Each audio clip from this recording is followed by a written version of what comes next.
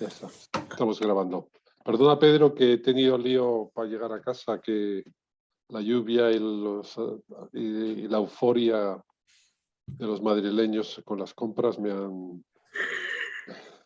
Es curioso, pero está Madrid muy vivo ahora. Bueno. Esperemos que dure, porque... Carlos, ¿empezamos ya o esperamos que se conecten? Bueno, vamos a Por esperar. empezar puntuales, que se vayan conectando. Hay mucha más gente que se va a conectar, pero... Sí.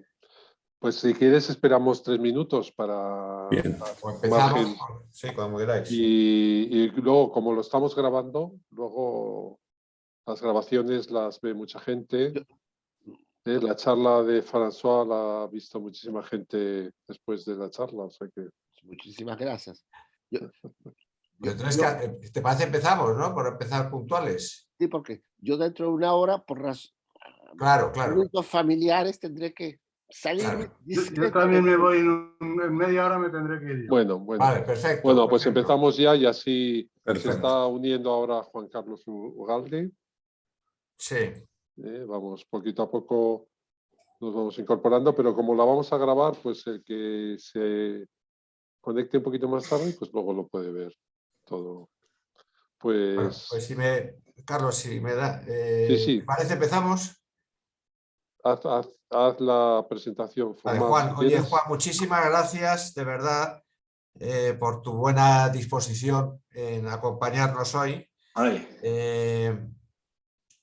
Somos un grupo de amigos, pues como ya tuve ocasión de comentarte, del mundo empresarial, del mundo educativo, que nos une pues el cariño y la afición hacia la fiesta.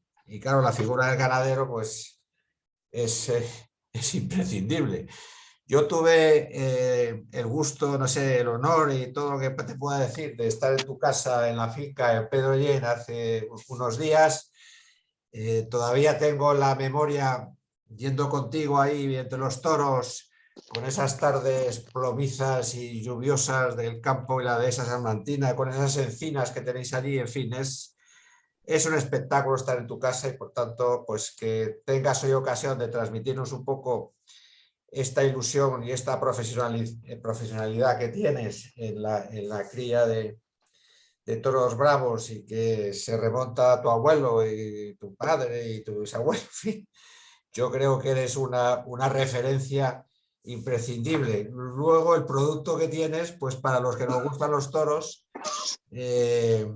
pues claro, es un toro tan peculiar y tan quizá distinto a lo que se ve ahora, pues que como tú lo vas a contar, pues no lo voy a comentar ni mucho menos con mi pobre sapiencia de taurina, pero sí, hombre, destacaros que Juan es la continuidad de un apellido muy ganadero, con una casa que está llena de recuerdos y de tardes de gloria, de toros, y que tanto su padre como su abuelo fundamentalmente, y no digamos él en estos momentos, pues es la continuidad. O sea que Juan, muchísimas gracias. Para nosotros es un honor tenerte este ratito con nosotros y seguro que vamos a aprender mucho. Un abrazo y muchas gracias, Juan. Cuando quieras empiezas tu charla, que conociéndote debe ser muy realista y vas a plantear los problemas que actualmente tiene el criador de toros, pero que estoy seguro que va a ser súper interesante para todos nosotros. Gracias. Buenas tardes, muchas gracias por todo lo que has dicho. Y realmente sí, soy una persona, no sé si pesimista o realista, no sé exactamente cómo catalogarme, pero siempre se ha dicho que el pesimista es un realista bien informado. Empezaré haciendo un poco la historia de esta casa realmente, la historia de esta casa, taurinamente, claro. Y todo comienza con mi abuelo, don Justo Sánchez Tabernero, que en el año 1934-33 compra vacas de una ganadería que se extingue en aquel momento, que es la ganadería de Coquilla. Y don Francisco Sánchez de Coquilla fue un ganadero que duró muy poco, pero dejó mucha historia. Estas vacas, fíjate, llegan a mi casa porque este hombre, don Francisco Sánchez de Coquilla, se arruina se arruina como sucede ahora actualmente en el tema de la ganadería, pero vamos, se arruina en el año 32, 31 y da la casualidad, o la circunstancia más bien, que mi abuelo, don Justo Sánchez Tabernero, le tenía arrendada una finca a este hombre. Este hombre, claro, cuando se arruina viene la debacle y mi abuelo la única forma que tiene de cobrar la renta atrasada de bastantes años es quedándose con un lote de vacas de aquella ganadería. Aquella ganadería se hace en cuatro partes, de la cual solo ha sobrevivido la que está en mi casa. Eso indica un poco cómo ha sido la historia de este encaste. Pero bueno, a lo que voy es que don Francisco Sánchez de Coquilla fue una persona que hizo una ganadería histórica en 15 o 20 años que estuvo en esto, pues no estuvo más. Las vacas de Coquilla llegan perdón, más bien diría de Santa Coloma, llegan a Salamanca por el año 1920, 1919, no sé exactamente, al mismo tiempo que vienen las de Graciliano. O sea, el encaste de Coquilla y el de Graciliano Pérez Tabernero es prácticamente el mismo en el año 19, no sé si 19 o 20, cuando vienen a Salamanca por primera vez vacas andaluzas. Eso conviene recalcarlo. Son las primeras reses andaluzas que vienen a la provincia de Salamanca. La aclimatación, os podéis imaginar, no fue fácil por el clima, pero bueno, en definitiva, y con esto acabo con don Francisco, es que este hombre en muy pocos años llegó a la cumbre de la crianza del toro con un problema, que tenía la ganadería en fincas arrendadas, entre ellas las de mi abuelo. Y claro, ser ganadero de toros de lidia en finca arrendada, comprenderéis todos que es bastante complicado. Estando como estaba en todas las ferias y máximo cartel.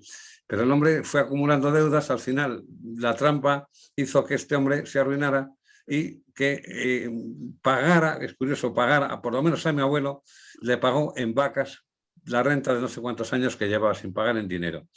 Entonces, la historia de mi familia en esta historia, pues se inicia por el año 33, 32, no sé exactamente cuándo las vacas que estaban aquí en casa, estaban en Pedrollén, se quedan aquí en Pedrollén. O sea, no hubo ni siquiera trasladadas las vacas. Él tenía las vacas entre Pedrollén, Coquilla, la finca de Coquilla, que así se anuncia que está aquí al lado, y por ahí alguna finca más arrendada, no sé si creo en Toledo. Tenía una ganadería muy amplia, y pagando renta. A partir de ahí es cuando comienza, cuando es el motivo de su vida.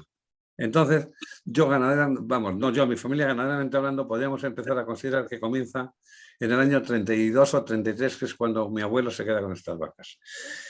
Hubo algo que a resaltar, mira, cuando se queda mi abuelo con estas vacas, pretende anunciar don Justo Sánchez Tabernero, que era su nombre. Y entonces, Graciliano Pérez Tabernero, que era amigo suyo, o por lo menos paisano, le escribe unas cartas graciosísimas que tengo yo, que conservo y que algún día a lo mejor puedo enseñar, donde le razona con argumentos bastante contundentes de por qué no debía denunciar Sánchez Tabernero, porque podía confundirse con Pérez Tabernero y la gloria que él ya tenía se la iba de alguna forma a confundir con un ganadero incipiente que era mi abuelo, al cual nadie conocía. Y es por lo que mi abuelo lidia todavía algo como don Justo Sánchez Tabernero, pero yo creo que en el año 35 ya empieza a anunciar Sánchez Fabres Hermanos, que es mi padre y sus hermanos. Pero claro, mi padre era realmente el aficionado, porque mis tíos, pues uno era ingeniero de minas, el otro ingeniero de caminos, o sea, no tenían ninguna relación ni afición ninguna con el campo, y es mi padre quien empieza desde el principio a gestionar la ganadería. Para hacer corta la historia, pues realmente fue un tema de conveniencia familiar. Mis tíos pasan completamente el tema, delegan en mi padre, y es mi padre quien desde el principio, aunque anunciara Sánchez Fabres Hermanos, es el que es el gestor de la ganadería. Mi padre empieza a aficionarse, es curioso, se empieza a aficionar a esto porque él va a algún tentadero en casa de Coquilla, claro, le pillaba al lado, y le enseñó a torear, a mi padre le enseñó a torear al Marcial Alanda. Marcial Alanda tuvo muchísima relación con mi padre, y yo tuve bastante, incluso fíjate, tuve bastante relación con Marcial Alanda, porque es una persona muy afable, muy amable, y era muy aficionado a la caza, que es curioso, por donde yo empecé mi relación con Marcial es por el tema de la caza. Y recuerdo, fíjate, una anécdota, voy a contar graciosa, que mi mujer, que era completamente ajena al tema de la tauromaquia, un día coincide con él en la Plaza de Toros de las Ventas. No se me olvida jamás aquel detalle. Y me recuerdo que Marcial se acerca a ella, hombre, María Cruz, que se llama tal, no sé qué. Dice, tú no sabes lo buena persona que era tu suegro, refiriéndose a mi padre. Y de 5 cornadas que tengo, 2 me las pegaron sus toros. Esa fue la carta de presentación con mi mujer. Mi mujer se quedó espeluznada de aquel hombre, pero a lo que voy es que la afición a torear de mi padre viene de Marcial. Entonces, la andadura de esta ganadería, pues ya llevamos en esto, pues desde 1935, llevamos ya 85 años en esto, 85 años. Y he sufrido o he padecido o he vivido todo tipo de circunstancias. Yo empiezo con la ganadería en el año 70, a gestionar la ganadería cuando muere mi padre en el año 73. En el año 73, el tipo de toro que era vigente era todavía bastante parecido al que se criaba en esta casa. Con la evolución de los años habéis comprobado todos que ese toro queda fuera de mercado y estoy absolutamente en un punto de ganadería virtual. ¿Por qué? Pues es fácil de entender que yo lo que tenía muy claro es que no quería sacar el tipo de toro que heredé, es decir, quería mantener las características físicas y casi psíquicas del toro, y ese toro hoy, por razones que todos sabéis, es fácil de entender que no encaja prácticamente en ningún sitio. Es decir, o sea, es un producto que como una máquina de escribir, en su momento fue un elemento importante y hoy ya dejó de serlo porque hay ordenadores. O sea, estoy fuera de mercado completamente. La situación actual, pues es que hay 40 vacas, que es una ganadería, como dice una hermana mía, una ganadería virtual que existe, pero existe, diríamos, en unas dimensiones que prácticamente se puede considerar que no existe, repito el término, virtual. La ganadería ha pasado por todo tipo de circunstancias, antes de empezar yo y después de empezar yo. En tiempos de mi padre, repito, y me hago ya casi el reincidente en el tema, era un tipo de toro que todavía podía salir a las plazas pasando el reconocimiento veterinario.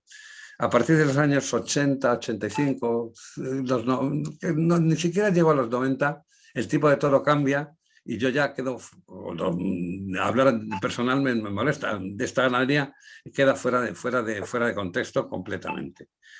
Pues, ¿por qué? Bueno, todos sabéis los motivos, y me pongo pesado repitiéndolos. El tipo de toro que hoy se exige no es el tipo de toro que yo crío. A partir de ahí, a partir ya de los años del año 2000 prácticamente, empecé a dejar nada más que novedades sin picadores y ocasionalmente alguna novedad picada, pero muy ocasional. Insisto y me pongo pesado en el tema. Es un tema que nadie nos ha quitado del mercado directamente. Nos hemos quitado nosotros solos al seguir con un tipo de toro que no encaja. Es fácil de entender. O sea, si yo ahora pretendo, repito el término, fabricar máquinas de escribir, es que por muy Olivetti que sea, no voy a vender ninguna. Me duele decirlo, pero me he tenido que adaptar porque no me ha quedado otro remedio. No porque haya querido adaptarme, sino porque no me ha quedado más remedio que ir reduciendo la ganadería a unos términos que sea económicamente viable, es la palabra. Yo, en fin, en esto tengo una visión bastante particular, que a lo mejor no es exacta, pero la tengo bastante clara. Mira, el cambio que ha habido en los últimos años, ha habido un cambio sustancial, que la ganadería, y que me perdonen los ganaderos actuales, se ha ido desprofesionalizando.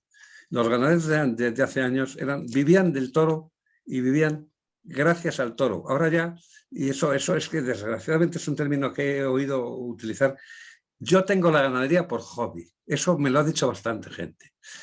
Yo no creo que se pueda tener una ganadería por hobby. Creo que tiene que tener un punto de profesionalidad que considerar, es como si es que yo soy arquitecto por hobby. Oiga, mire usted, yo soy arquitecto porque he vivido de la arquitectura y me ha dado de comer. Pero decir que soy arquitecto por hobby, o ingeniero por hobby, o abogado por hobby, o sea, se ha desprofesionalizado, con todo el respeto a los ganaderos, insisto, con todo el respeto a los ganaderos que lo tienen por hobby, pero a mí no me parece que sea un término, diríamos, consistente, es la palabra, porque va implícito, creo que va implícito el entender que el hobby carece de profesionalidad. Y para mí la profesionalidad del ganadero es absolutamente sagrada, casi diría términos. Entonces, bueno, pues mira, voy a hacer un pequeño, aunque me estoy yendo de un tema a otro, pero es que esto lo tenía que decir antes que nada, hacer un poco un análisis histórico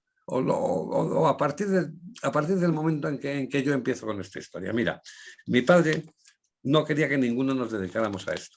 Y nos lo dijo a todos, somos 7 hermanos, comprenderéis que va a ser difícil sobrevivir en esta profesión 7 hermanos con la misma finca. O sea, él comprendía que la continuidad de la ganadería terminaba en él. Con lo cual, nunca nos... Fíjate, un detalle, es que nosotros vivíamos en Madrid, con lo cual era muy fácil el mantenerlas al margen, pero las tenía tan al margen, que procuraba tentar cuando no estábamos aquí, procuraba que las faenas, diríamos, en verano no podía evitar que alguno cayera por aquí para los embarques y esas cosas, pero bueno, los tentaderos los hacía siempre con ninguno de nosotros delante, para empezar. No nos transmitió ningún tipo de inquietud, y es más, es que no solo no nos lo fomentó, sino que yo creo que puedo decir que nos apartó intencionadamente a cualquier tipo de iniciativa de que pudiera haber continuidad. Lo mío es una casualidad, o sea, una auténtica casualidad por temas casi ya inexplicables. Yo cuando me hice cargo de la ganadería no distinguí una vaca morucha de una vaca de brava. O sea, mi desconocimiento en el año 1973 de qué era la gestión de una ganadería era como si aquí hubiera caído un marciano.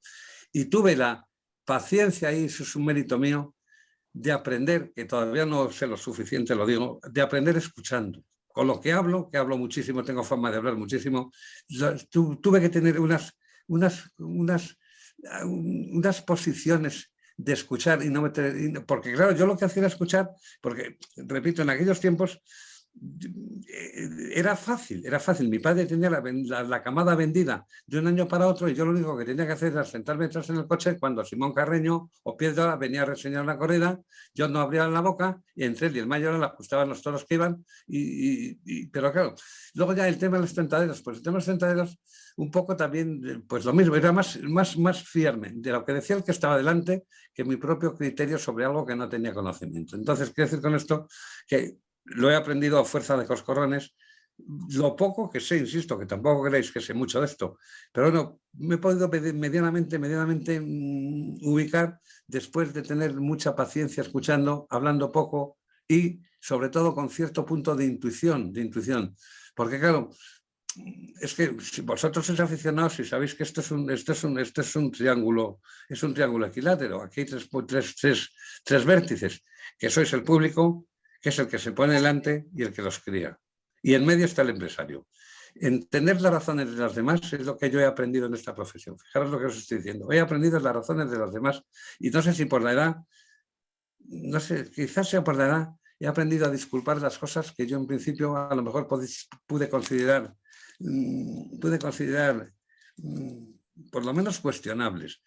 Y en este triángulo al que hago referencia, los intereses muchas veces, en muchas ocasiones, están encontrados. Es decir, los intereses que tenéis el público no son los intereses del torero. El ganadero se mueve ahí entre dos aguas que, bueno, unas veces os da gusto a vosotros, otras veces da gusto al torero, pero generalmente pesa más, y lo digo con toda sinceridad, pesa más el gusto del torero que el vuestro. Lo siento decirlo, pero es así. Porque los aficionados tenéis una visión de la historia parcial. Y sois los que mantenéis esto, eso no lo puede negar nadie. Y la desgracia de la fiesta actual es que cada vez hay menos aficionados. Es que es algo que estamos viviendo y lo estamos viendo. O sea, es algo evidente. O sea, es que yo tengo revistas estas del aplausos de los años 80 y se daban en España por lo menos el doble, como mínimo el doble de festejos que se dan ahora. Esto es un embudo. Cada vez se va viendo menos festejos y es involucionista. Es decir, a menos festejos, menos interés, a menos interés, menos festejos. ¿Dónde rompemos ese? Luego ya, y fijaros, es decir, yo la decadencia o el momento llamar decadente me molesta. Este momento de crisis no lo achaco a los antitaurinos para nada. No lo achaco a los antitaurinos para nada. Es verdad que actualmente hay una sensibilización con el mundo animal muy particular, es decir, es que se está cuestionando ya, hemos llegado a un punto que dentro de nada cuestionaremos si los animales tienen alma. Pues a partir de ahí es un espectáculo cruento, porque lo es, hay sangre. Es un espectáculo que te lo tienen que explicar. Yo soy autodidacta, pero así no funcionan las cosas. O sea, alguien tiene que llevarte y explicarte por qué de los 3 puyazos, el porqué de las 3 pares de banderillas, por qué todas las ventajas se dan al toro, porque es una muerte completamente ética. Al toro es verdad que es un animal artificial, se ha criado para que sea agresivo, pero en definitiva, al toro nadie le obliga a ir al caballo, nadie le obliga a investir, nadie le obliga a acometer, y lo hace sin que le pinchen. O sea, no es que el dolor le provoque la agresividad, que va, salen enfadados ya desde el chiquero. O sea, es que no sé, cuando les picáis, entonces los enfadáis. No, mire usted, si sale enfadado, o sea, desde que nace un becerrito, y eso lo habéis comprobado, sobre todo Javier, que es veterinario, un becerrito de días se embiste. Entonces, que es un animal que hemos creado y que hemos criado para que sea parte de un espectáculo que hoy efectivamente puede resultar cruento. A partir de ahí ya me pongo en pesimista, realista y casi que negativo. Es decir, comprendo que la sociedad moderna está funcionando ya en unos parámetros donde matar a un animal fricciona, pero si además se mata como forma de un espectáculo, fricciona más. Y si encima la sangre la ve el público, porque aquí en el fondo hay una postura un poco, ¿verdad? No sé cómo llaman, la farisaica. Mientras que no veamos la sangre, no pasa nada. Los pollos los matamos electrificados, no pasa nada. O sea, cualquier animal que muere y te lo dan en un envuelto plastificado, ya no pasa nada. Pero si ves la sangre, o sea, nos alteramos con relativa, vamos, yo no, pero la sociedad se altera con relativa facilidad frente a una mancha de sangre. Y es una realidad. O sea, el ocultar, el lavar la sangre, pues es como si queremos lavar nuestra propia identidad, si es que está dentro de los transcursos diarios. Es curioso, fíjate, es curioso. A mí siempre me ha sorprendido que en un telediario sale la guerra de, no sé cuál ha sido la última, me da igual cuál es, iraquíes espanzurrados, bombas que no sé qué, y nadie se altera. Sale la muerte de un toro en una plaza y empieza esa reacción puritana, farisaica, de escandalizarse por la muerte de un animal.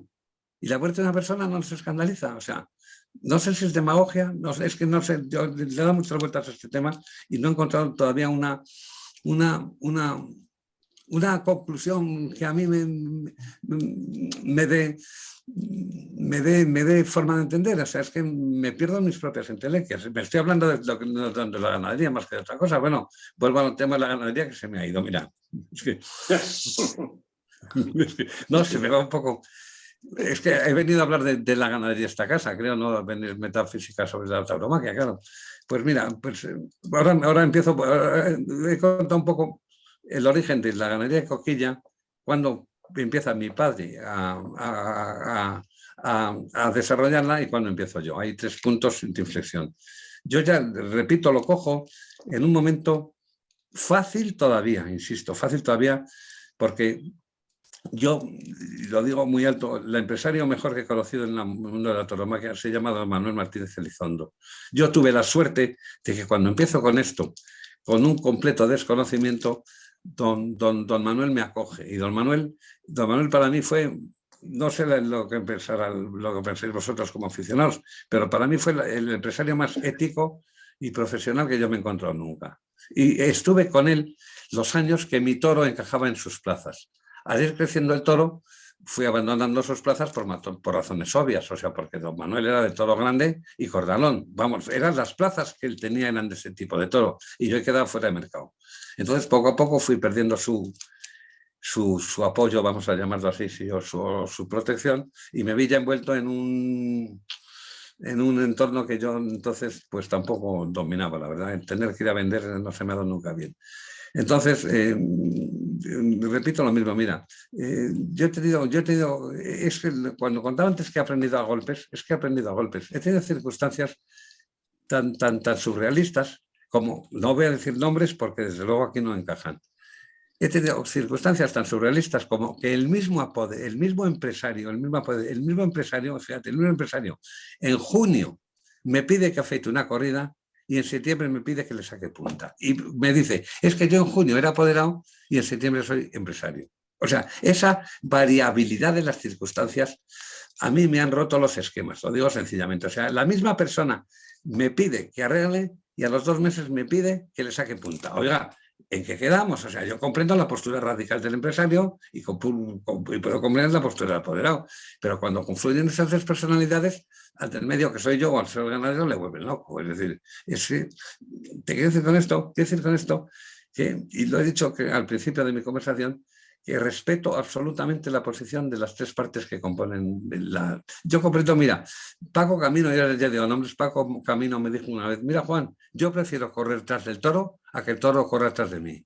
Eso es bastante definitivo. O sea, el que se pone delante, es que yo comprendo que el ponerse delante tiene muchísimo mérito. O sea, yo de verdad le toco las palmas hasta el que abre la puerta de Chiqueros.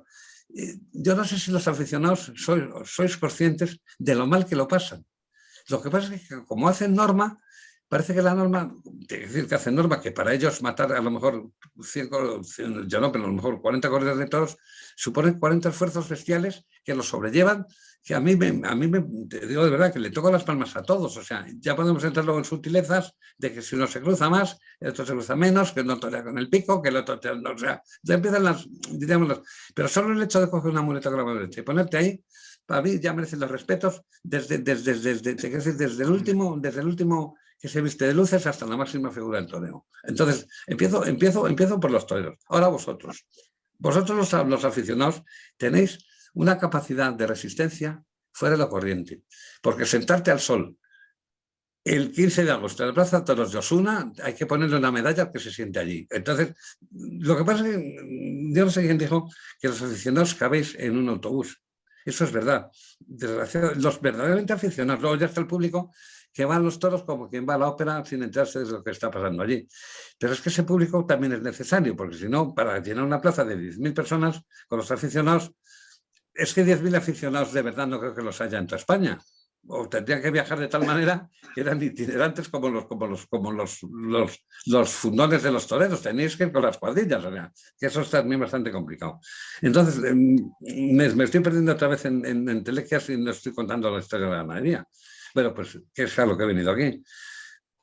Yo he tenido todo tipo de momentos. Mira, en esta casa hay 2 toros que le han cortado el rabo en Madrid, que es una cosa creo que casi que no lo hay, creo que en ningún sitio de ningún. Los 2 rabos de Madrid los tengo abajo, los toros disecados. Uno es de Antonio Bienvenida y otro es de Pepe Bienvenida. Uno en la corrida de la Victoria, después de la Guerra Civil, y el otro no sé cuándo exactamente. Bueno, a lo que voy y por lo que he sacado estos 2 a colación. Esos toros los ve ahora cualquier aficionado, cualquier espectador y me dice, eso es un novillo. O sea, su aspecto físico es completamente del toro que sale en las plazas de casi que no digo portátiles, pero de segunda categoría. Bueno, pues a mí me quitaron la corrida más grande que tenía. En el año 90 ¿qué año fue? En el 90, creo que fue en 91, 92, no sé exactamente. Tenía 4 corridas de toros aquel año. La más grande la dejo para septiembre para Salamanca. Y del año 92, creo que fue, me la quitan entera por falta de trapío. Claro, yo entonces comprendí que este toro que yo tengo en mi casa, pues como que tiene poco futuro. Estoy hablando del año 92, daos cuenta de cuándo estoy haciendo. Entonces empiezo el recorte de la ganadería. Y el recorte de la ganadería, pues de 120 vacas de vientre que tendría por aquel momento, ahora quedan 40. Testimonial, pues testimonial completamente, pero comprendo que este tipo de toro hoy, desde el 2021 ya, pues está fuera de mercado. ¿Cuánto tiempo va a sobrevivir aquí? Pues yo creo que ya muy poco, creo que muy poco, y no me pongo negativo ni me pongo pesimista, me pongo otra vez realista. No tengo sitio, sencillamente. ¿Por qué? Porque ahora las novilladas, como sabe Javier, son corridas de toros auténticas. O sea, ya no llego al listón ni siquiera de novillada. Entonces, los criaré para tenerlos por el jardín, pero no, además es que confluye más otra circunstancia muy negativa también, que lo que le falta de trapío lo tienen de fiereza. Ese término nunca se utiliza, yo lo digo.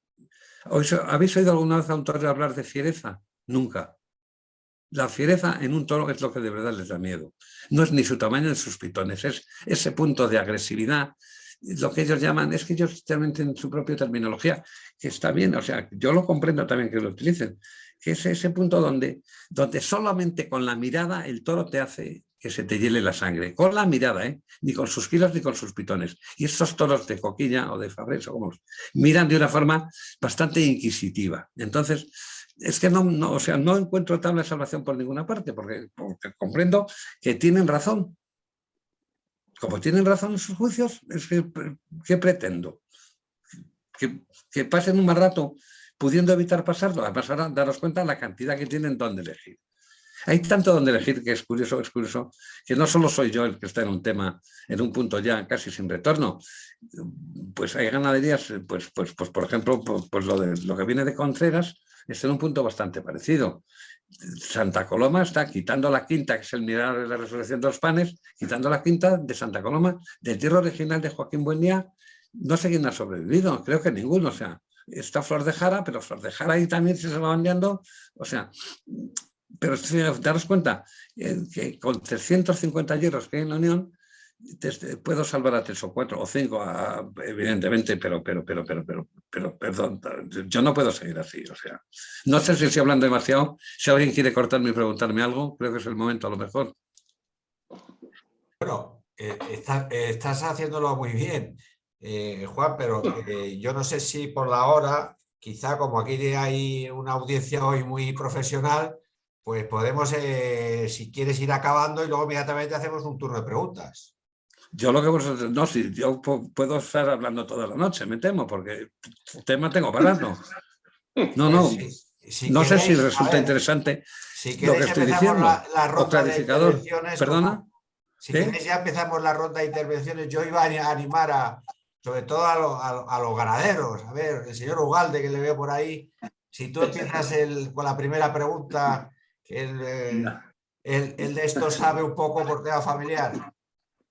No, yo la verdad es que también por tradición familiar tengo que ver con el tema ganadero, y la verdad es que tal cual lo estás presentando, por el tipo de toro y demás, veo poco futuro a las ganaderías, ¿no? Porque si al final el tipo de producto que se ofrece no lo compran, pues al final es la pescadilla que se muerde la cola, ¿no? Claro, efectivamente.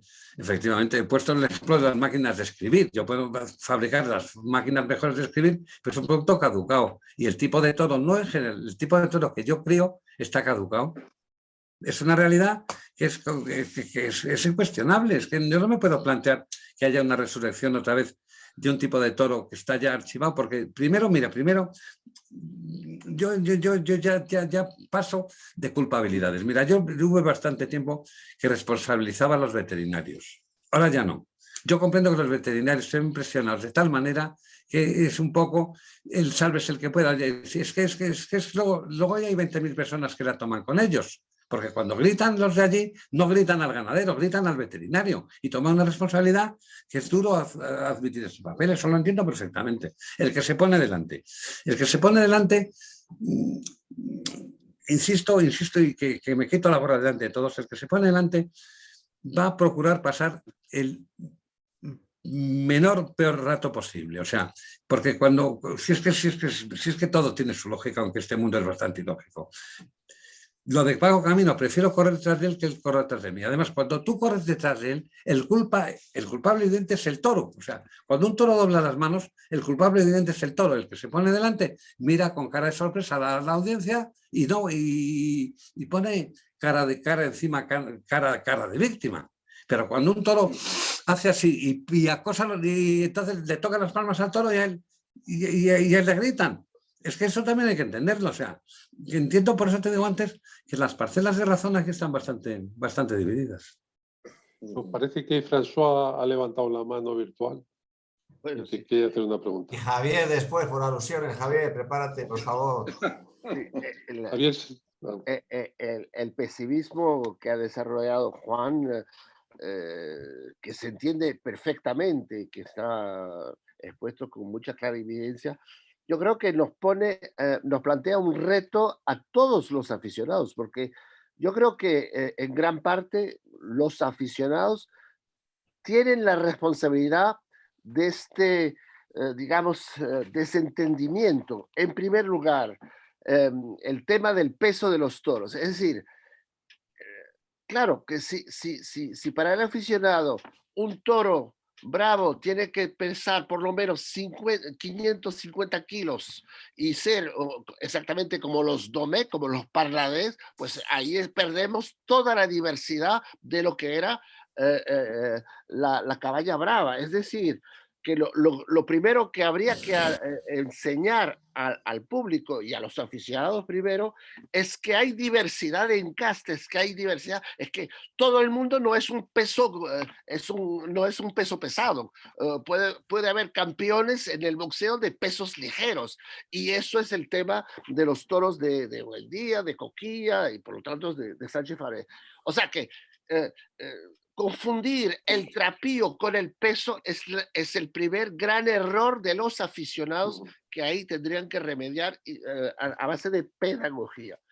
En segundo lugar, claro, cuando dice Juan que el que pesa es el torero y no el aficionado, de alguna manera es un error por parte del aficionado. Es decir, el aficionado es el que paga, es el que mantiene, es el que debería decir cómo quiere que sea la fiesta, porque es el que la mantiene con el dinero y no es el torero. El torero percibe el dinero, pero no es el que paga. Por lo tanto, el aficionado debería empezar a enseñar que sí tiene su peso económico y exigir en ese sentido.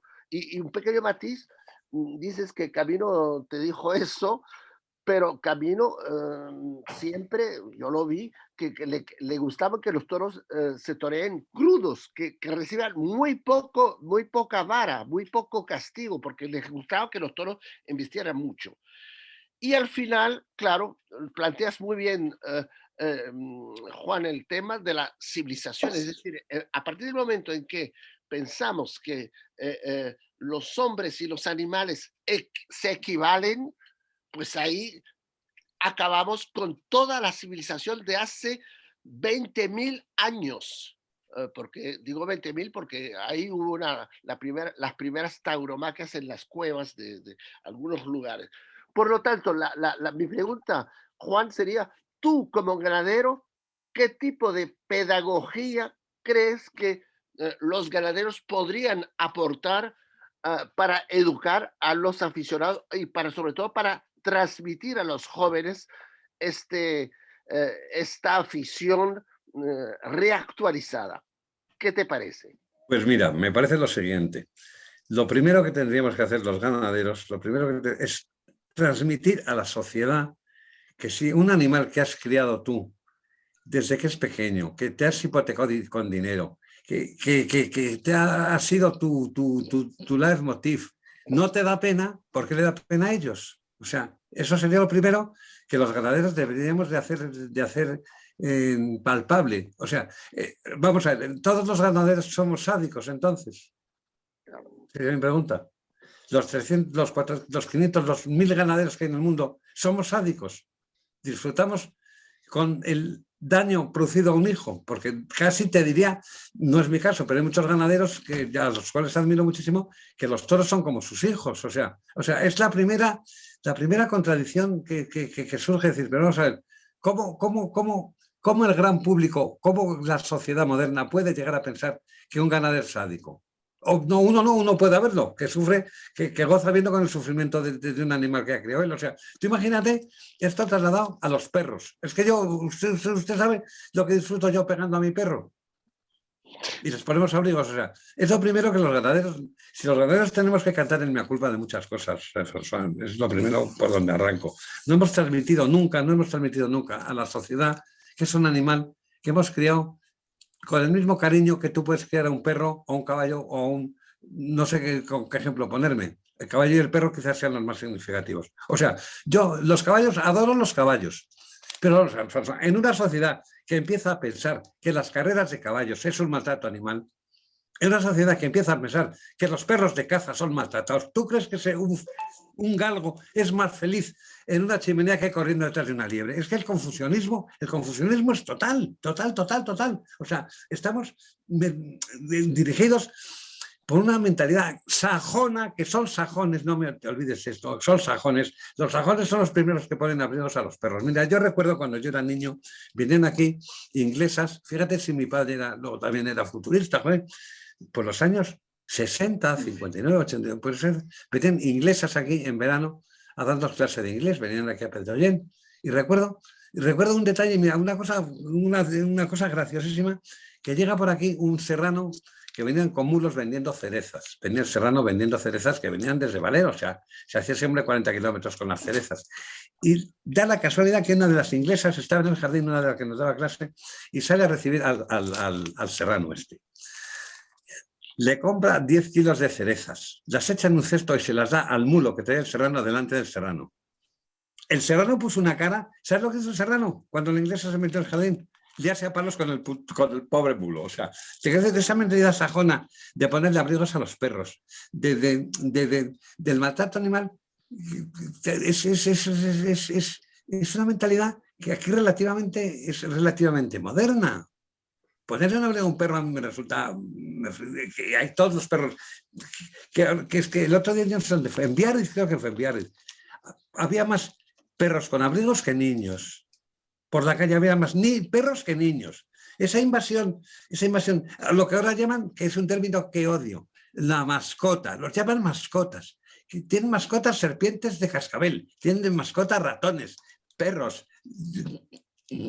pájaros. O sea, es el entorno social, es el entorno, la cultura del siglo XXI lo que a mí me da más miedo para la supervivencia de la tauromaquia.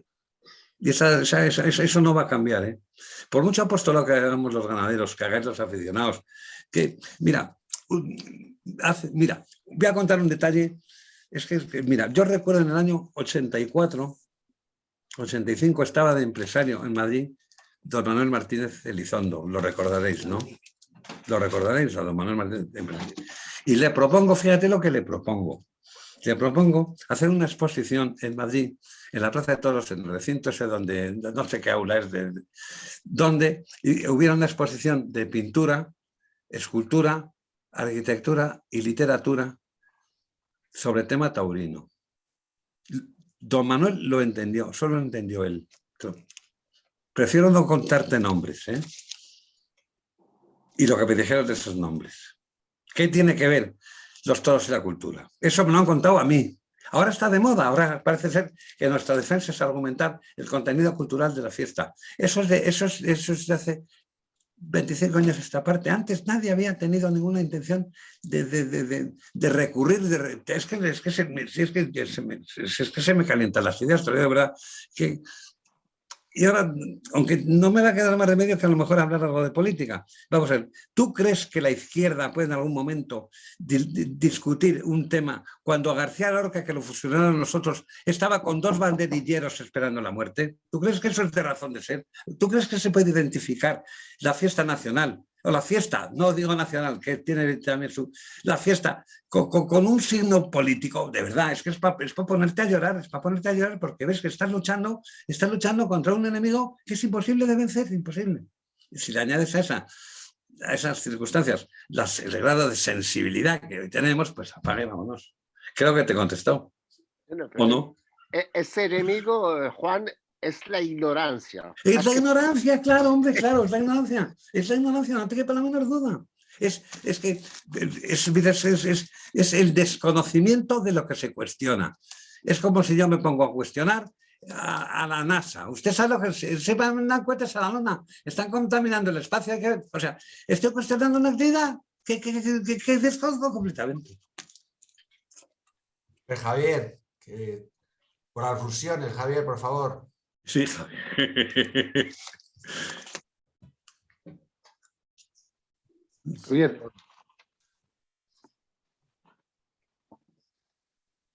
Ahora se me oye, ¿no? Ahora sí. Ahora. Estaba apagado. Bueno, nada, decía que daros las gracias a los organizadores y darles las gracias a Juan por su intervención. Yo sabía, he hecho lo imposible por llegar y he llegado, que hoy iban a ocurrir dos cosas.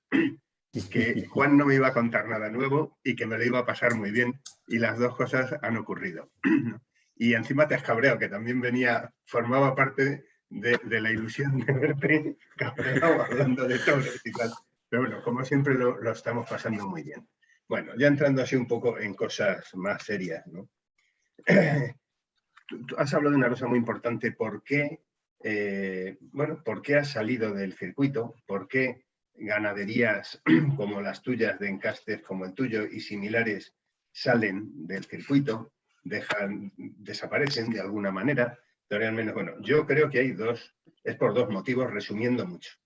Por un lado, toros como los tuyos se mueven mucho, no facilitan el toreo actual. No facilita el toreo.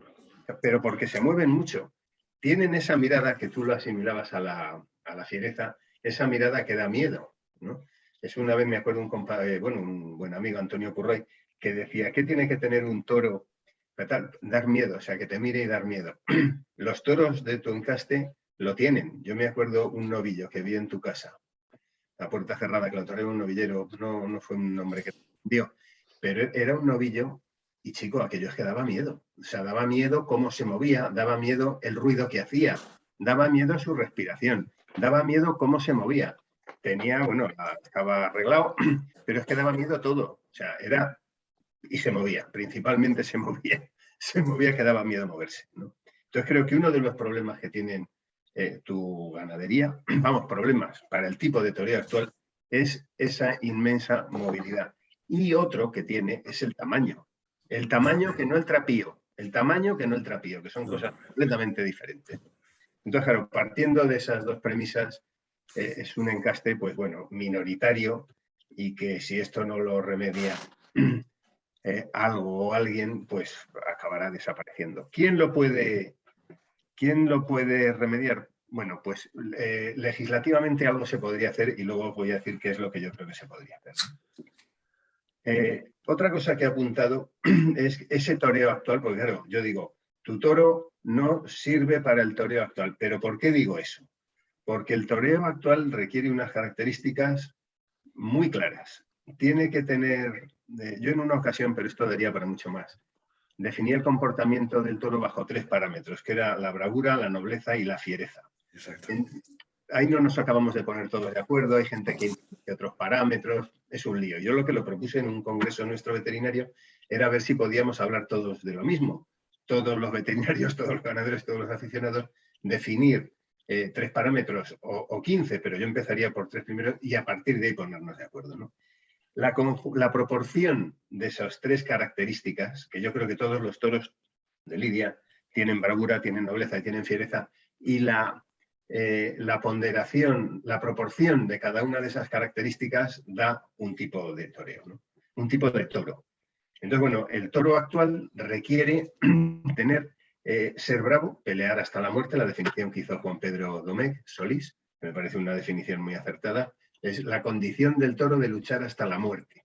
Para mí eso es la bravura. Luego la podrás desagregar en cosas, pero por ahí va, ¿no? La nobleza es la característica que puede tener el embestir de un toro, o sea, esa bravura le hace pelear de una determinada manera, y esa manera es noble en el concepto lingüístico de la palabra. Es el toro ese que no cabecea, es ese toro que se desplaza largo, es ese toro que repite. Por ahí iría un poco el concepto de nobleza. Y luego la fiereza es acometer como la legión, o sea, sin miedo al dolor, no quejándose, yendo a por todo y tal. Entonces, claro, ese toro, el toro que se lleva actualmente, ¿qué tiene que ser? Tiene que ser muy bravo, como lo son. Los ganaderos han conseguido criar toros muy bravos.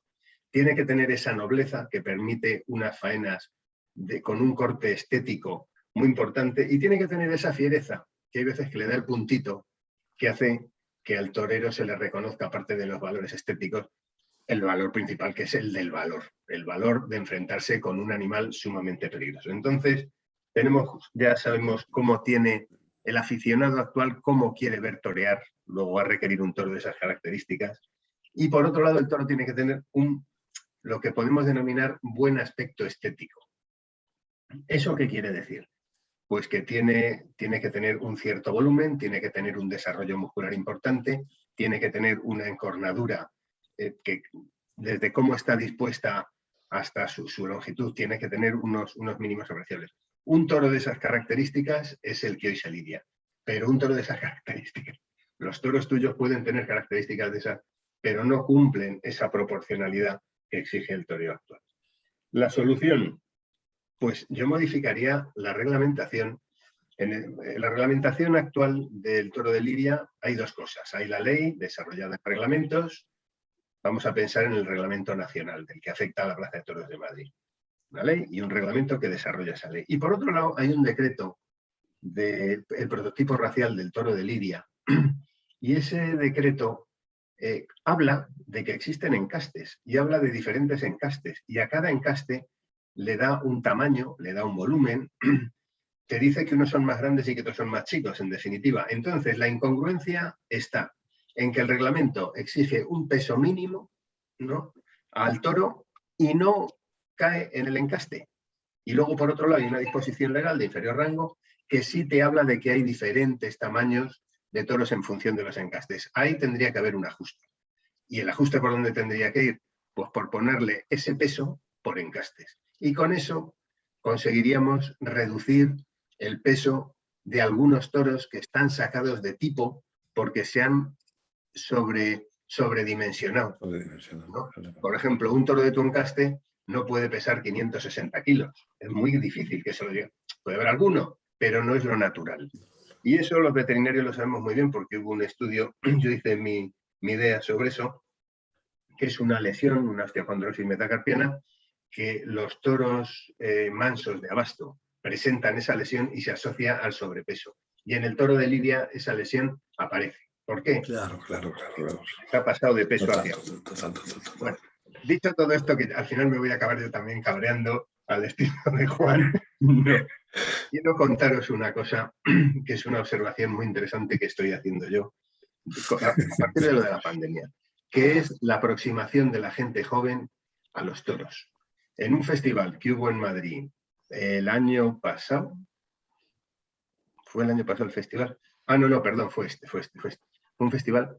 A mí las entradas que compré no eran las habituales a las que yo voy, fui con todos mis hijos y tal, estaba desubicado en la plaza, pero me quedé asombrado de que es que al fijarme vi muchísima gente joven, me llamó la atención la de gente joven que vi. Con vosotros he estado en Soria, que fuimos a los toros hace un par de meses y tal, y era curioso porque se veía bastante gente joven, ¿no? El problema de los toros es que cuesta lo que cuesta. Ir a una corrida de toros en Madrid es barato, pero por ahí cuesta un pastizal. Entonces, eso de ver gente joven en los toros es lo que quiero contaros en plan optimista.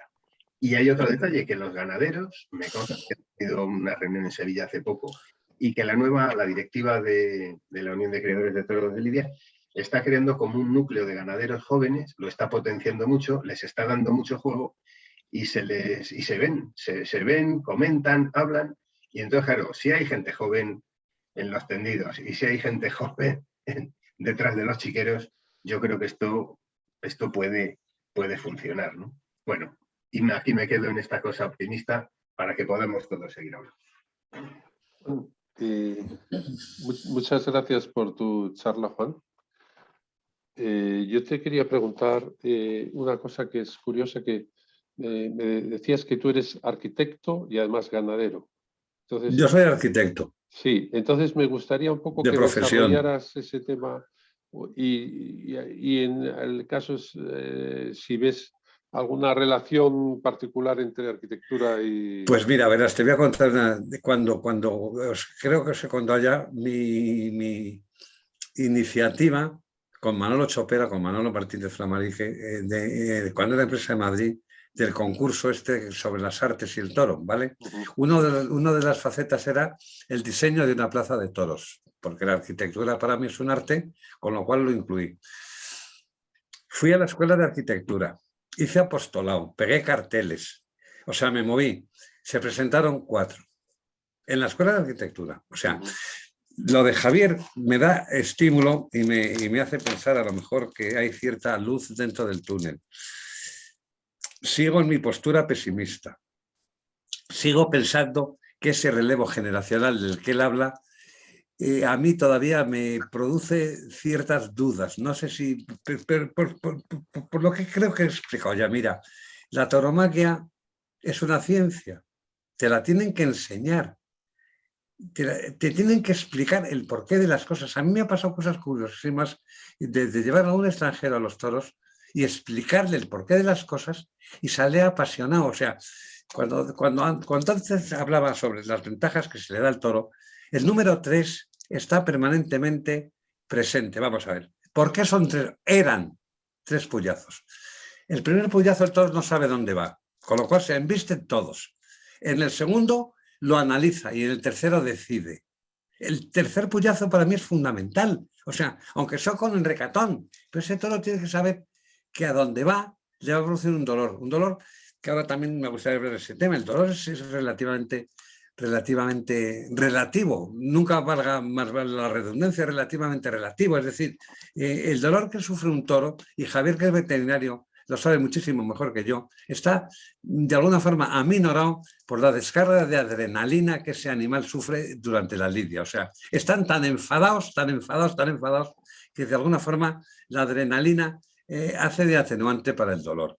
Con lo cual, también cuestiono un poco el tema del dolor en el toro, porque los boxeadores, por ejemplo, se daban allí de galletas y les dolía después, no en el momento. Entonces, es un poco el tema de los indultos. Un toro sufre, un toro indultado es a mí solo me han indultado un toro en la vida y aquel animal sufrió por toda la camada. Porque es luego ese enfrío cuando ese animal sufre los efectos de los puyazos. Vuelvo al número 3, mira, son 3 puyazos, luego son 3 pares de banderillas. 3 pares de banderillas que en el primer, es que va siempre a favor del toro, mira, en el primer se lo pones por el pitón izquierdo, le engañas. El segundo par se lo pones por el pitón derecho, lo vuelves a engañar.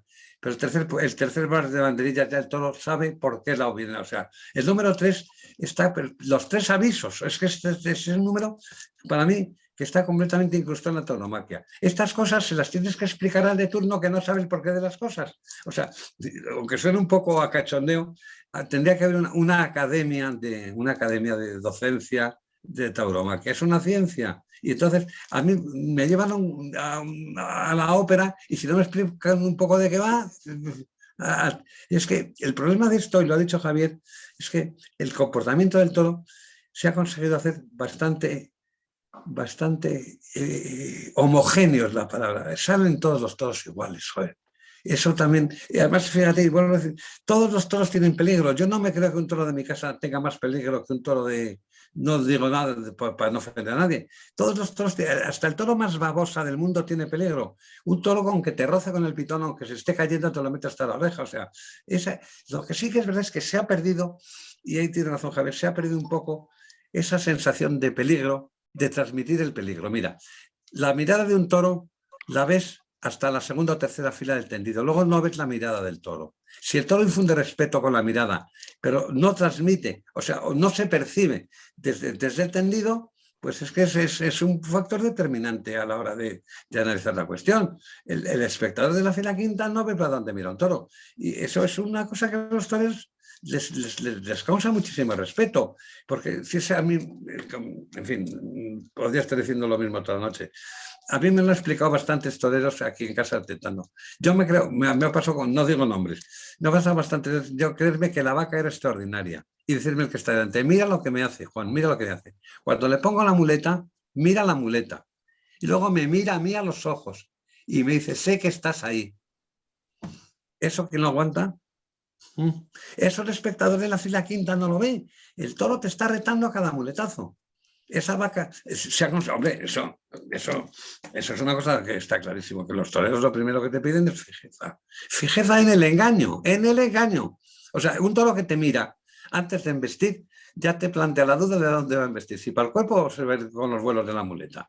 Y esos 10 minutos que están ahí delante son un calvario, son un auténtico calvario, frente al toro que tiene la mirada fija en la muleta y que raramente no sabe que estás ahí.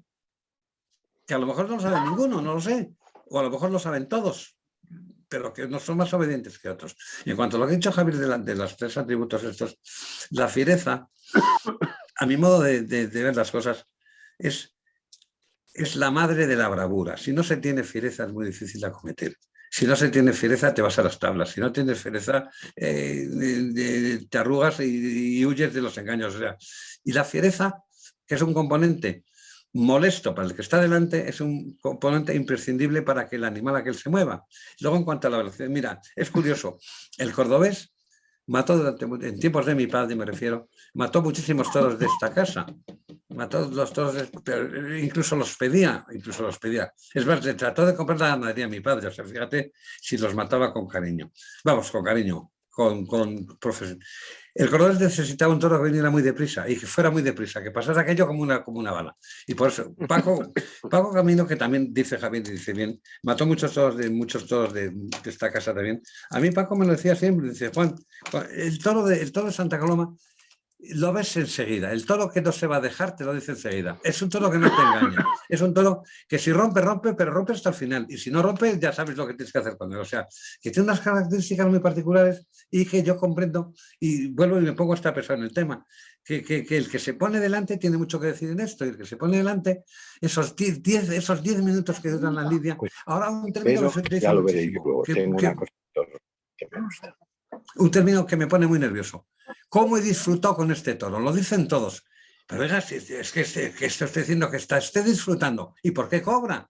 O sea, están devaluando el espectáculo cada vez que alguien dice, ¿cómo he disfrutado con este toro?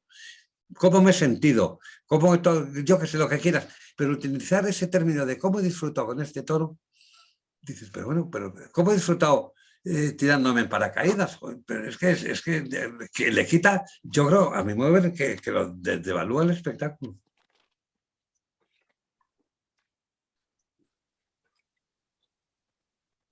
¿Esto se ha ido? No, seguimos aquí. Os he dejado callados. Carlos, ¿tú vas a preguntar algo? Sí, yo querría, si me permitís, me gustaría contar una anécdota que ilustra de lo que es la pasión de la afición de un ganadero, de un político y de un veterinario. Hubo un momento, con vosotros conocéis a Carlos Abella perfectamente porque ha venido alguna vez a las tertulias vuestras, ¿no? Pues cuando Carlos estaba de consejero del Centro de Asuntos Taurinos, Carlos era de los que se mojaban, de los que iniciaba cosas, era un hombre inquieto, innovador y se arriesgaba, asumía riesgo. Y entonces él tuvo como, no sé si fue una iniciativa de él, me imagino que sí, pero dentro del Consejo de Asuntos Taurinos se debió de plantear la posibilidad de llevar una corrida de coquilla a las ventas. Entonces, claro, era una cosa como muy ambiciosa. Los aficionados también lo demandaban, pero claro, estaba el problema de, bueno, eso se va a traer aquí, no va a dar el reconocimiento, va a ser un desastre y tal y cual. Y entonces Carlos que tiene mucha confianza, pues me lo dijo, oye, Javier, tendríamos que ir al campo a ver si tú lo ves y me puedes indicar, esto no tiene que ver nada ni con un reconocimiento ni con nada, ni se trata de nada. ¿No? Se trata de verlos, a ver si a ti te parece que estos toros podrían venir a Madrid, porque es un anhelo que hay del Centro de Asuntos Taurinos, una corrida de coquillas y tal, y nos fuimos a Salamanca. Fue el día que yo conocí a Juan, y lo pasamos bien. Fuimos a ver los toros, tenía pocos toros, y bueno, se vieron allí una serie de toros. Yo vi que, bueno, que sí que podrían valer, pero claro, todo aquello pasaba porque los veterinarios a los que les tocase reconocer esos toros aplicasen un criterio peligroso, un criterio científico, pero peligroso porque eran toros de un volumen más reducido que a lo que está acostumbrada la plaza, ¿no? Entonces, bueno, fuera de San Isidro, fue fuera de la feria y tal, estoy viendo los toros, bueno, pues chico, llevarlos, que yo creo que a ver si hay un poquito de suerte y puede pasar la corrida y tal. La corrida me parece que no pudo llegar completa, porque algún toro se debió de estropear y tal. Y llegó mis compañeros, que no me acuerdo quiénes estaban, nos reconocieron, aprobaron la mayoría y se dio una corrida de toros y aquello habría sido como impensable. Impensable. La venta que aquello iba a poder ocurrir y ocurrió. Y es más, me parece que luego hubo hasta una segunda corrida Lo que pasa es que era Novillada. una novillada de 3. 3 de Casa y 3 de Javier. Justo. De Javier Sánchez Sánchez Arjona. Justo. Pues aquello fue para mí una anécdota, joder, muy, muy bonita, porque ahí nos arriesgábamos todos a meternos en un fregado de 3 panes de narices. Y bueno, y esto lo cuento ahora que han pasado 10 años por lo menos, y claro, a los 10 años este tipo de cosas prescriben. Mira, pero Javier, si es que de verdad yo entiendo que la mayoría del público no son aficionados. La mayoría del público no sabe ni los toros que se lidian. La mayoría del público van a ver al Juli, pero no han leído para nada ni la historia de la ganadería, ni de dónde viene aquello, ni de qué encaste. Es que se ha igualado por arriba. El problema es que se ha igualado por arriba. Mira, hasta las ganaderías tradicionales que ahora se están lidiando han cambiado el tipo de toro. ¿Tú te acuerdas cómo eran los toros de Juan Pedro hace 30 años? Eran la mitad. Lo que pasa es que y tú has explicado algo muy fundamental que me ha impresionado. ¿Por qué se caen los toros? En cierta medida por lo que tú has contado, por el sobrepeso. Porque tienen yo los llamo menudillos. El encuentro de la pezuña con el...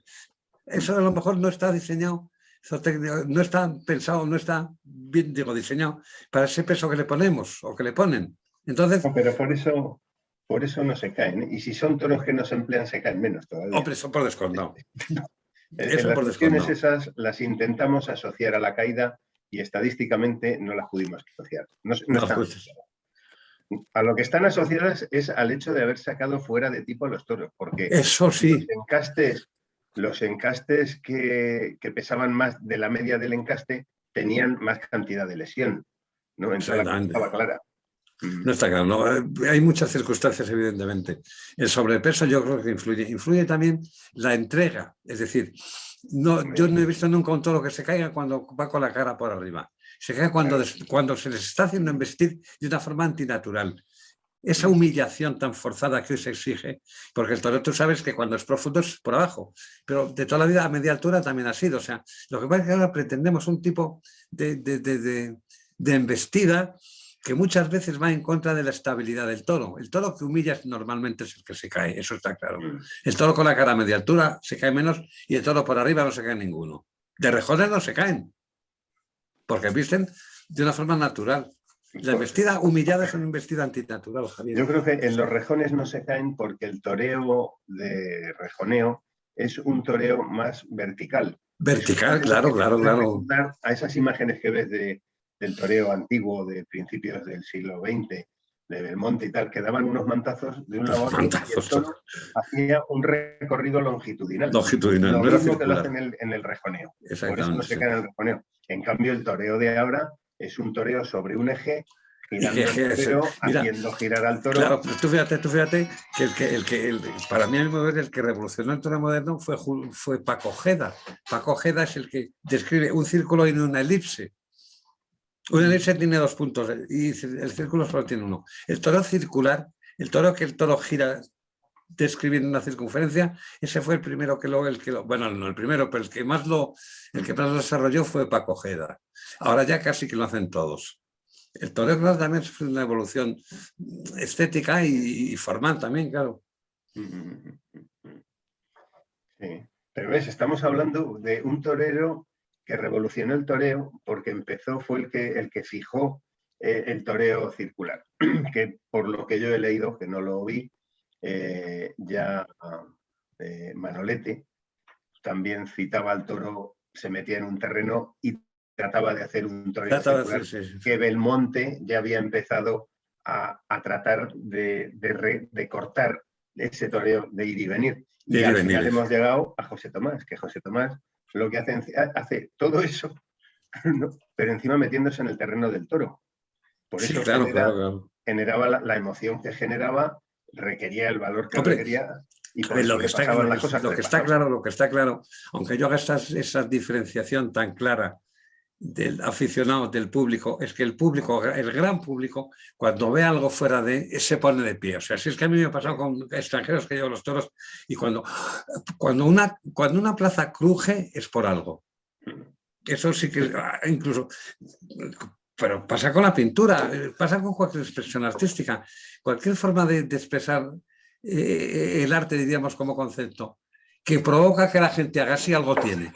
O sea, yo veo un cuadro de Miró y no me dice nada, pero si alguien vibra con cuadro de Miró, será por algo. O sea, que esa capacidad de transmitir, me da igual que sea con un violín o con una muleta o con una escultura, esa capacidad de transmitir es recibida siempre y cuando esa forma se salga de lo normal. Por eso el arte ha evolucionado, evidentemente. Pues hay cosas en las que hemos ido para atrás, eso también es verdad, porque tú ves cualquier escultura griega, de las cuales he dibujado casi todas, tú ves la Venus de la Manzana, que es una mujer con los paños mojados, cómo con un cincel puedes captar con esa realidad un paño mojado sobre una mujer desnuda. ¿Qué me dices? Eso fue 2000 años antes de Cristo. O sea, ahora ves una escultura de no te digo quién y dices, ¿y esto qué es lo que es? O sea, en el toreo no, en el toreo sí completo. Mira, el toreo, a mí cuando los ingleses traducen el toreo como bullfight, me dejan, si no sorprendido, por lo menos con capacidad para entender cómo ellos lo interpretan. Es que interpretan que el toreo es lucha, aguanta, cuando es precisamente lo contrario. ¿Cómo? Me joroba el término inglés, vamos a decir sajón. ¿Cómo sajón puede entender una media verónica de Morante de la Puebla? A ver, es imposible. Pues no tiene ese feeling suficiente como para captarlo, como yo no capto a Miró. Exactamente es la misma idea. Es triste, pero bueno, no es triste, pero es real. La capacidad para entender una forma de expresión artística también va condicionada por muchísimos aspectos que no tienen nada que ver con arte, claro. Pero ojo que abres otro melón, que es el del arte. Para mí esto de los toros, pues lo del arte está muy bien y yo creo que tiene una parte de arte, pero tiene otra, o sea, no es un deporte, no es un arte, es otra cosa. Es otra cosa, totalmente de acuerdo. No, totalmente. Yo no, perdona. ¿Cómo lo defines? Porque con una palabra es muy complicado, ¿no? Pero si algo lo define para mí, el toreo es la capacidad que tiene de emocionar. De emocionar a alguien que entiende y a bueno, cualquier forma de expresión artística se basa en su capacidad de emocionar. Lo que pasa es que lo del toreo, efectivamente, yo no creo que se pueda inscribir en unos límites puramente artísticos. Hay más. Efectivamente. Es bullfight o bull dancing. Es el dilema. O sea, ¿qué es?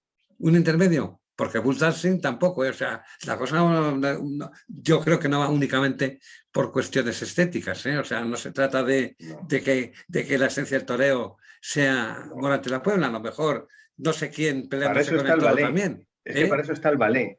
Para una cosa meramente estética está el ballet, la danza, hay otras cosas. Claro, pero por eso te digo que definir el toreo exclusivamente como forma de expresión artística tampoco me parece a mí razonable. O sea, es que la tauromaquia es, hombre, yo a lo mejor lo digo de una forma muy apasionada porque he vivido muy cercano a ella y he vivido de ella casi, pero es una forma de expresión artística con muchos matices casi metafísicos, te iba a decir. O sea, porque claro, es que se juega en la vida. Pues mire usted, a lo mejor no se juega en la vida todas las tardes, pero está ahí, o sea, la muerte ronda, o sea, la muerte está ahí, que es la única forma de expresión artística donde aparece el concepto muerte, o sea. Pero la muerte de verdad. La muerte de verdad puede aparecer en otras artes, en otras bueno, sí, y la muerte aparece en un paracaidista y un esquiador, pero la muerte como una constante fugaz, ¿no? Porque no mueren todos los días, gracias a Dios, toreros, pero de vez en cuando nos recuerdan que el toro comercial también mata. Bueno, sí. O sea, ¿qué es lo que los puristas del toreo a veces confunden? Mire usted, el toro hace daño hasta con el rabo, que decía Felipe Garrigues, hace daño hasta con el rabo. O sea, pero lo que pasa es que muchas veces nos olvidamos porque gracias a Dios no es una cosa frecuente, es un accidente. Ellos, los que se ponen delante, lo consideran accidente. Mira, yo con Julio Robles tuve, como sabes, muchísima relación, casi más después del accidente. Él lo llamaba el accidente. A la acogida lo llamaba no, después del accidente. O sea, recuerdo que él me lo decía, mira, Juan, cuando tú te vistes de torero, no piensas nunca, o yo por lo menos no pienso que me puede matar un toro. Si no, no me vestiría.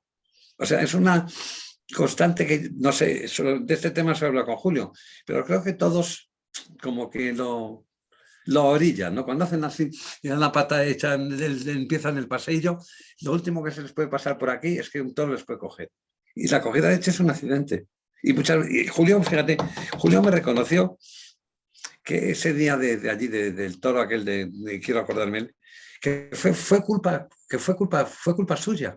Me lo explico, él tenía un vídeo donde tenía la acogida y la vi junto 1000 veces. Sí, él le echa los vuelos, le cogió con el capote y le echa los vuelos, pero cuando el toro ya ha arrancado, cuando el toro ya venía arrancado es cuando le echa, es muy sutil, le echan los vuelos, el toro no obedece porque ya venía arrancado y lo lleva por delante. Si lo atropelló, no fue una acogida, fue el que lo atropelló. Y esas cosas, pero vete tú a contárselas al que está en la grada del 7 que te estás mirando con prismáticos. Es que es muy difícil que esas sutilezas pueden llegar al público. Yo comprendo que eso es un espectáculo que tampoco considero ser espectáculo, es mucho más que eso. Es difícil o sea, que lo he dicho al principio. De emociones. Un espectáculo de emociones. Efectivamente. Quizá François nos podría comentar algo sobre eso, es lo que estamos hablando, ¿no? De que la muerte está presente en el espectáculo taurino. Javier, François se ha tenido que ir, ¿eh? Ah, se ha tenido que ir. Porque tenía un compromiso, se ha tenido que ir. Sí. Pero es que hay una Carlos Abella me acaba de mandar, antes, cuando hemos empezado, un abrazo a todos, no se podía conectar, pero le hubiera encantado estar aquí y participar con vosotros. Pero François se ha tenido que ir. No, ya lo que decía era que en la sociedad actual que admite muy mal la muerte, muy mal. Lo hemos visto con las guerras, ¿no? Que lo hemos visto con la pandemia, o sea que no sacar, no salir. Se ha evitado sacar muertos. El famoso tanatorio ese que montaron en la pista de patinaje, prácticamente no hay imágenes, o sea, se oculta mucho en las guerras. En las guerras se ocultan los muertos. La sociedad no quiere ver muertos. La sociedad no quiere ver muertos y si se parecen a nosotros, menos todavía, ¿no? Entonces, claro, en una sociedad así, un espectáculo en el que la muerte está presente y la muerte de verdad, pues también es muy difícil encajar, ¿no? O sea, no son solo los taurinos, es un problema más amplio, ¿no? De la sociedad, pero vamos, esto que lo tendría que analizar es François con sus conocimientos, ¿no? Pero es que, de verdad, mira, lo de la muerte es una cosa más real. O sea, no sé quién dijo que no hay cosa más cierta que la muerte y más incierta que sus circunstancias. Es una constante en el toreo. Lo que pasa es que es una constante que los propios que se ponen delante como que la obvian, ¿no? Como decir, es que lo he dicho antes, ¿quién se viste torero pensando que le van a matar? Pues yo creo que... Y más que... Porque luego hay que reconocer que el público, ya digo el gran público, no hablo de vosotros los aficionados, cuando de verdad uno se pone donde los toros cogen, llega el tendido. O sea, cuando de verdad uno es que es la dualidad que hay en esto, ¿no? Es llegar a la gente o por tus habilidades artísticas o por tu posibilidad de ser caído en combate, que es cuando las plazas crujen.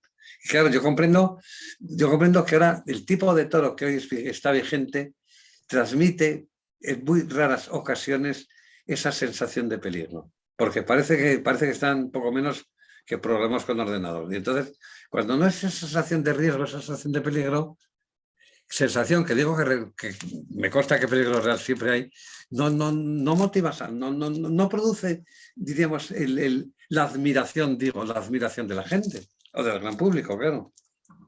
Y luego, pues oye, que comprendo que y lo he dicho desde el principio, que aquí habría que montar una academia de aprendizaje. O sea, de verdad, yo lo digo a lo mejor porque como aquí a mí nadie me lo enseñó y me costó tanto aprenderlo.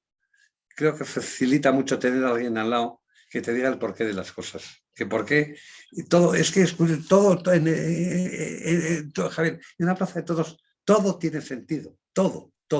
El orden de Lidia. Lo que pasa es que alguien te tiene que explicar. Si alguien, el descifrarlo tú solo, a mí me costó muchísimo trabajo. Y comprendo que es facilitar la labor de, insisto, escuela de aficionados. Vosotros que lo sois, hacer labor. Y en cuanto a que la gente joven vuelva, tengo mis dudas. Javier, aquí en casa muchas veces estoy intentando yo solo, y tú conoces esto. Aquí se puede juntar americanos, rusos, españoles, gente de distinto pelaje, y estoy solo con el torero y el picado en la plaza. Y lo pueden ver desde casa. Ojalá me equivoque, pero... Ojalá. No sé si me he dejado en el tintero, pero si alguien me quiere preguntar algo específicamente... Digo, oye, por cambiar un poco de tercio, que la verdad es que es un lujo escucharos, sobre todo porque como lo bien que lo transmitís, vuestros sentimientos y vuestra profesión. Oye, Juan, lo has pasado por encima, pero ¿en qué medida esto del cambio climático está afectando a tu ecosistema? Es decir, a la dehesa, a las encinas, a las vacas, a los toros. Porque claro, si te he entendido bien, estamos hablando de 2-3 grados de diferencia, de pasar de unos inviernos horrorosos a unos inviernos que entiendo ahora que son mucho más templados. Es decir, todo eso, ¿cómo lo valoras? ¿En qué medida está afectando a la mira, ganadería? en el caso particular de la provincia de Salamanca, el cambio climático está siendo beneficioso. En el tema de la ganadería me refiero. ¿Por qué? Porque solamente 3 grados de diferencia hace que sea 3 bajo 0, 0 grados. O sea, 0 grados la hierba todavía no ha muerto. A 3 bajo 0 muere. O sea, para la pradera el cambio climático está siendo muy beneficioso. Otra cosa es que al cambio climático le busquemos razones discutibles. Que hay gente que dice que son ciclos naturales, gente que te dice que estamos... Yo creo que estamos mediatizando el clima, creo, porque es que si eso lo ves en la expansión de las ciudades. O sea, resulta que, por ejemplo, en la Comunidad de Madrid, ¿qué porcentaje hay entre, vamos a llamarlo, yo no llamo terreno urbano, llamo tierra asfaltada, entre tierra asfaltada y tierra no asfaltada? La tercera parte de la Comunidad de Madrid está asfaltada. Eso indudablemente es un factor que produce cambios. Es decir, el crecimiento exorbitado de las ciudades... Mira, un arquitecto se llamaba Mies van der Rohe, le dijeron que definiera un rascacielos. ¿Sabes lo que dijo? Es una forma malévola de multiplicar tantas veces como la técnica permita un espacio privilegiado. Eso lo dijo un arquitecto. O sea, esa construcción dislocada, esa ocupación, claro, todo es consecuencia de la densidad de población, evidentemente, pero claro, es que hay veces que te preguntas hasta dónde puedes llegar a deteriorar el globo terráqueo del género humano, en la medida en que crezca. De hecho, hay poquísimas, quitando alguna zona pues, de Centroáfrica y de Sudamérica, que esté poco deteriorada. Si ves la foto esta que hacen por la noche, no sé si lo has visto antes del tiempo, que hacen una foto de Europa de noche, es todo luces. Sí. Es todo luces. Esa foto de África tiene unas manchas negras tremendas. Entonces, somos depredadores de nuestro propio medio. No sé si he dicho una machada, pero lo siento así. No, muy interesante. Carlos, yo no sé si Alfredo, ¿tenéis alguna pregunta, Juan Carlos? Digo porque se están acercando a las 9, que es el tope. No, yo personalmente yo le agradezco mucho a Juan que haya compartido con nosotros toda su experiencia y sus opiniones que nos tienen que hacer pensar, ¿no? Entre todos tenemos que impulsar un poquito ese riesgo que tenemos con nuestra afición de que digamos que esta sociedad nos está agobiando mucho con sus ataques a la tauromaquia, etcétera, etcétera. Entonces, tenemos que colaborar todos, ¿no? Y poner algo de nuestra parte para... Y en definitiva, agradecerte, Juan, tu charla, que ha sido muy interesante, que nos ha hecho pensar mucho, y los comentarios de los demás. Y Pepe, si quieres acabamos, voy a publicar en YouTube la charla con el consentimiento de todos. Y una curiosidad, nada más. La política agraria común ahora, creo que habéis montado una alianza entre ganaderos, ¿no? Entre los portugueses, los españoles y los franceses, que gracias a eso habéis logrado que en Bruselas se os reconozca algo. ¿Eso es así? ¿Está influyendo en algo que sabéis? Bueno, ahí está Javier, estás tú, Juan, en fin, sois todos bastante conocedores de eso, ¿o no? Pues mira, yo vivo gracias a la PAC, a la política bueno, algo es agraria algo, ¿no? comunitaria. No, el campo español está subvencionado. Yo ganaderamente hablando, otros con la agricultura. Es decir, si todos estuviéramos subvencionados los ganaderos, el kilo de ternera sería más caro que el kilo de langosta. O sea, no cubrimos gastos. La PAC tiene luego un fondo bastante verde, vamos a llamarlo. La PAC paga en función, hablo de la ganadería, de la agricultura lo desconozco, paga en función de la carga ganadera en cierta medida. Hay un pago, el pago verde es el que está en este momento haciendo que la dehesa, el ecosistema de la dehesa sea viable. Es decir, eso vamos, no me lo puede cuestionar nadie. Si no fuera por la política agraria comunitaria, si no fuera por Bruselas, la ganadería extensiva no se podría mantener. Ganadería extensiva. O sea, es que claro, Javier lo sabe, la carga ganadera es definitiva a la hora del mantenimiento del medio. Cuando tú tienes más ganado del que puedes tener por las condiciones geográficas de donde estás, te cargas el campo. O sea, la carga ganadera es lo que de verdad hace que la ganadería extensiva o determina que la ganadería extensiva sea beneficiosa.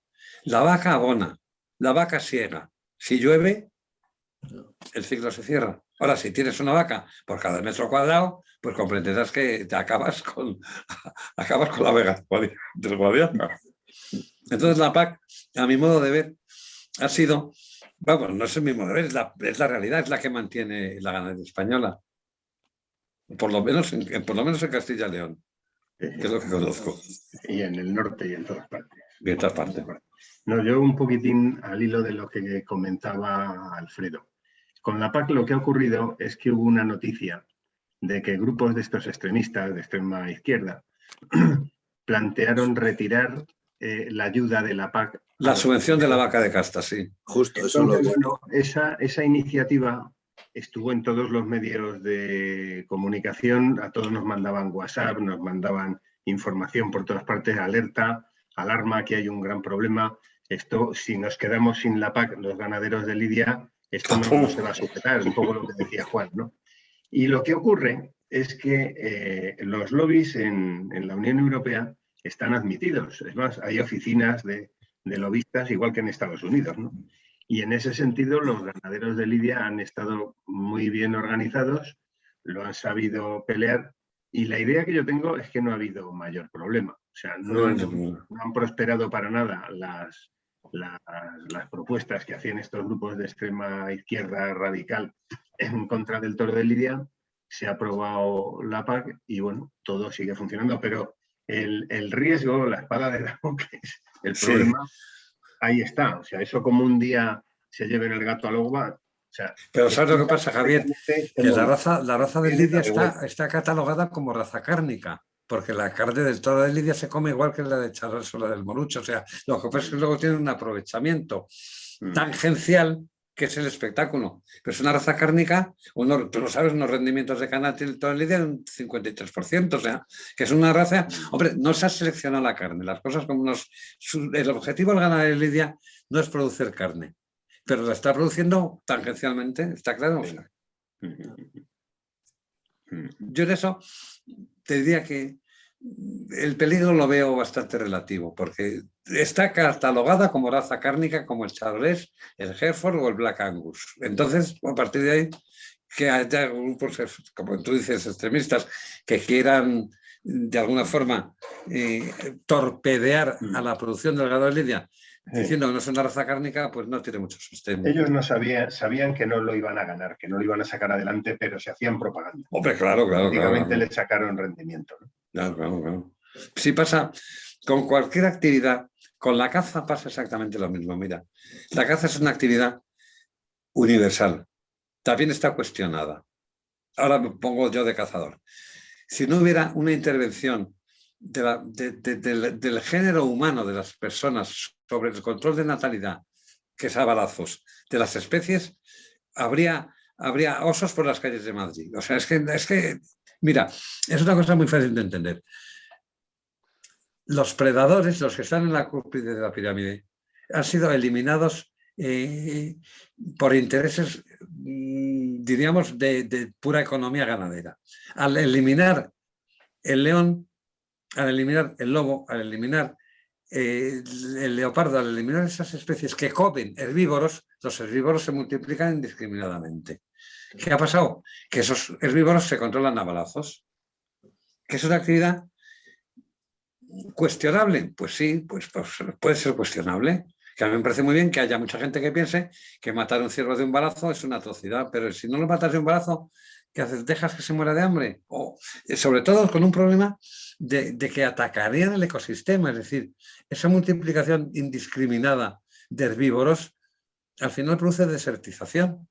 ¿Por qué? Porque no caben los que están, hablamos igual que en términos ganaderos, no es lo mismo tener una vaca cada 3 hectáreas que tener 3 vacas por hectárea, no es lo mismo. O sea, hay un punto de equilibrio, que la ganadería extensiva es lo curioso. Mira, tú sabes que yo fui a Bruselas.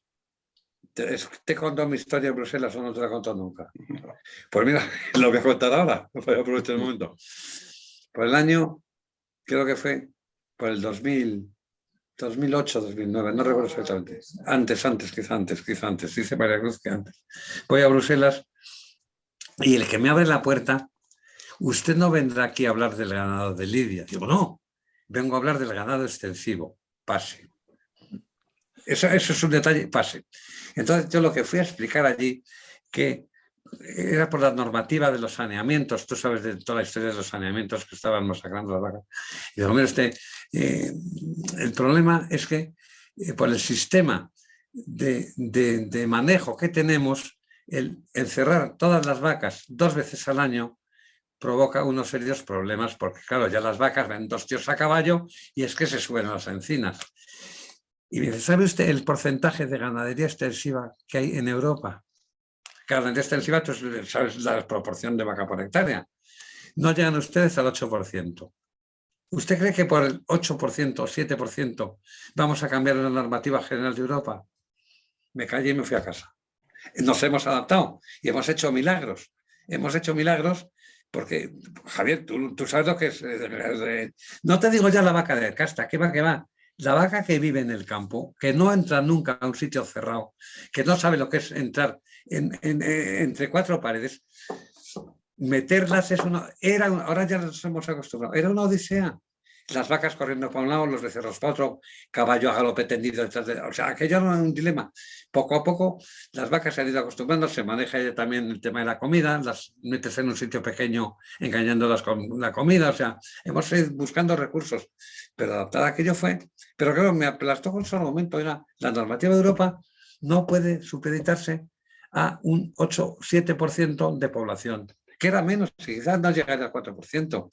Las vacas extensivas, Javier, tú lo sabes, porque claro, lo del norte es distinto, están semiestabuladas. Las vacas que pernoctan en un sitio cerrado, todo cambia. Están acostumbradas, pero puedes encerrarlas con más facilidad. La ganadería extensiva, mira, a mí me ha pasado aquí con algún cazador, especialmente alemanes, que veían salir 2 tíos montados a caballo y ¿esos quiénes son? Esos son vaqueros, ahí va, estáis como en el oeste.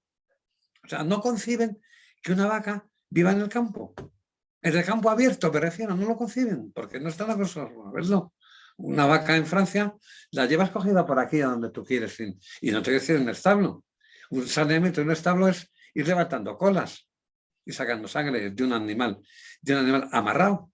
No es lo mismo que aquí, bueno, no, que especialmente lo que es la ganadería extensiva pura y dura es Salamanca, una parte de Extremadura y una parte de Andalucía, nada más. El ganado que tú tratas, el que tú conoces, está ubicado nada más que en 3 regiones autónomas, en 3 comunidades. Andalucía, pequeña parte, no Andalucía entera ni mucho menos, es la Sierra Norte de Sevilla. La Sierra Norte de Sevilla, que es Sierra Morena prácticamente, la Sierra Morena, ciertas zonas de Extremadura y ciertas zonas de Salamanca. Es donde se maneja el ganado a caballo. Eso es la ganadería extensiva. Otra cosa es que, como digo, como en Cantabria, como Asturias, Galicia, que viven en el campo, pero no permanentemente. Las encierran, por lo menos por las noches las encierran. Ya las tienes encerradas, ya las saneas. He contestado la pregunta, creo. Muy bien, Juan. Oye, pues nada, un lujo teneros aquí, ha sido francamente interesante. Para los que sabemos poco, pues enriquece estas charlas muchísimo nuestro conocimiento de taurino y ha sido, como digo, un lujo. Y Carlos, yo no sé si quieres decir algo para acabar y pues, agradecerte en nombre de todos, Juan, pues este rato. Ha sido un placer, no me agradezcáis súper nada. interesante y lo repetiremos y te pedimos que en las próximas ya tú mismo te conectes y nos Estupendo. Muchas gracias. Carlos, ¿tú cierras entonces? No, muchas gracias. Sabéis que grabamos esto y lo publicaremos. Y nada, pues buenas noches a todos. Alberto, que no se te veía, que estás ahí. Sí, estoy aquí escuchando atentamente. Bueno. Sí. No se te veía. Muchas gracias. Todo bien con tus trajes, Sí, fantástico, ahí estoy. Acabo de incorporar una pieza nueva. Hablaremos. Muchas gracias. Muchas gracias a todos y oye, un fuerte abrazo y que ha sido, como digo, un lujo pasar este rato con vosotros. Muchas gracias. A ti, gracias a vosotros. Un abrazo. Adiós.